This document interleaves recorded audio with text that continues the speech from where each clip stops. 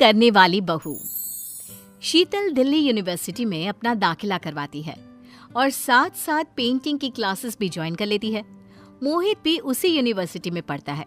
शीतल का मन पढ़ाई से ज्यादा पेंटिंग में लगता है, इसीलिए वो दिन भर पेंटिंग सी करती रहती है और अपनी बनाई हुई पेंटिंग अपने दोस्तों को गिफ्ट किया करती है। एक रोज मोहित के पास अपने बेस्ट फ्रेंड को उसके बर्थडे पर देने के लिए गिफ्ट के पैसे नहीं थे। तब वो सोचता है, क्यों ना शीतल से बात करूं, वो तो ऐसे भी पेंटिंग बनाती रहती है अपनी प्रैक्टिस के लिए, तो उसी से रोहित की पिक्चर बनवा लेता हूँ।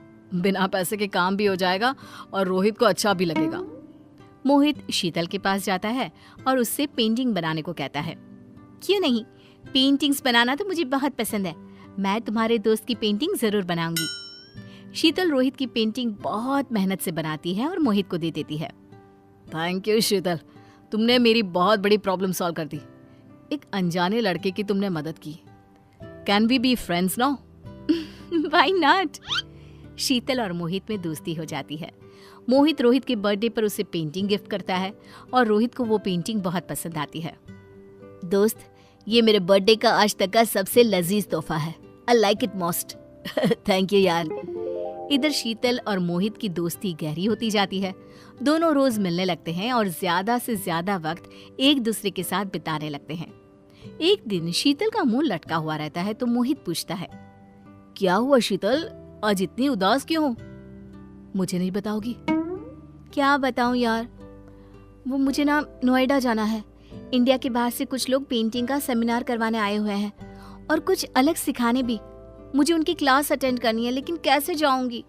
एक वीक तक रेगुलर पब्लिक ट्रांसपोर्ट से गई तो लेट हो जाऊंगी। समझ में ही नहीं आ रहा क्या करूं। बस इतनी सी बात है, मैं किस लिए हूं? मैं तुम्हें रोज अपनी बाइक से छोड़ाऊंगा। अब तो हंस दो। Thank you. मोहित रोज शीतल को नोएडा क्लास अटेंड करने के लिए लेकर जाता है और जब तक उसकी क्लास चलती है वो बाहर ही वेट करता रहता है। क्लास ओवर होने के बाद वो उसे उसके घर छोड़ाता है। इसी तरह दोनों फाइनल ईयर में आ जाते हैं।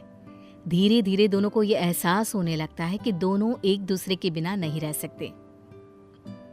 शीतल, आई लव यू। तुम मुझे बहुत पसंद हो। आई लव यू टू मोहित। दोनों रिलेशनशिप में आ जाते हैं और देखते देखते उनकी पढ़ाई भी पूरी हो जाती है। मोहित को एक अच्छी जॉब मिल जाती है और वो शीतल को शादी के लिए प्रपोज करता है। शीतल, अब हमें शादी कर लेनी चाहिए। लेकिन मैं पेंटिंग नहीं छोड़ सकती मोहित। मैं अपना काम चालू रखूंगी और पेंटिंग बनाकर सेल भी करती रहूंगी। अगर तुम पेंटिंग करती रहोगी तो घर का काम कौन करेगा? घर कौन संभालेगा? देखो, घर के काम तो मुझे ज्यादा आते नहीं, लेकिन जितना आता है मैं कर लूंगी। कॉलेज के साथ भी तो पेंटिंग किया करती थी, लेकिन मैं अपना पैशन नहीं छोड़ूंगी। अब हम मेड भी तो रख सकते हैं ना? अच्छा, मेड। तो वो घर के काम करेगी और मेरा ख्याल कौन रखेगा? अच्छा जी, अब तक कौन रख रहा था तुम्हारा ख्याल? तुम ही तो।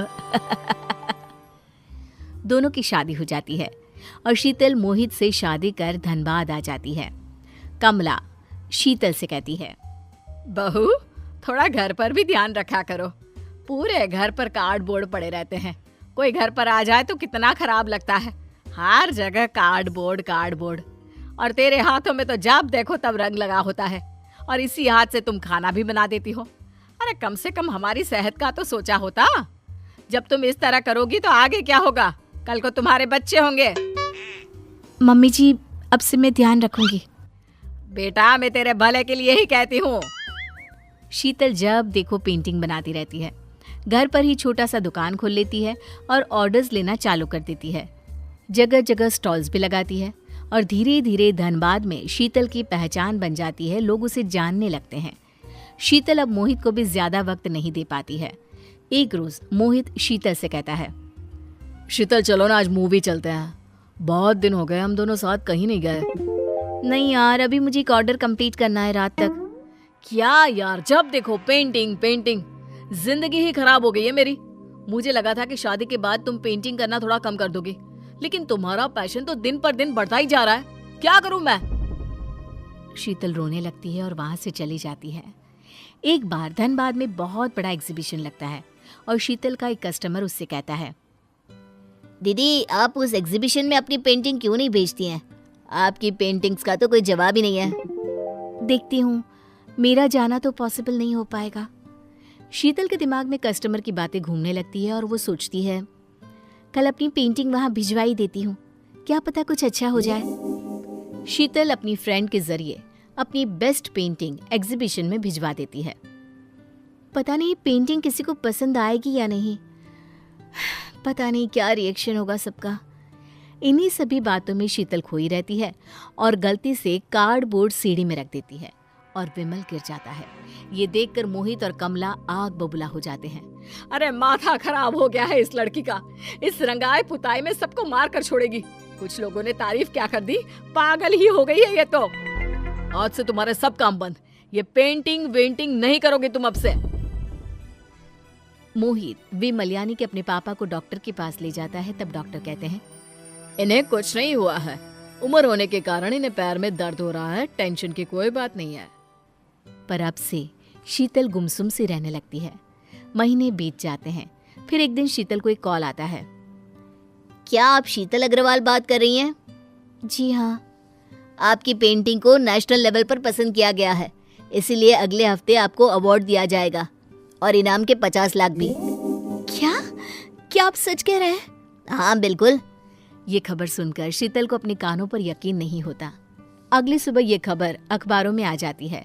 न्यूज़ देखकर मोहित शर्मिंदा महसूस करता है और शीतल से कहता है, शीतल मुझे माफ कर दो, मैं तुम्हारी कला को पहचान नहीं पाया, लेकिन अब मैं तुम्हें हर वक्त सपोर्ट करूंगा और अगले हफ्ते अवार्ड लेने तुम जरूर जाओगी। कोई बात नहीं मोहित, मैं तुम्हारे हालात समझ सकती हूँ।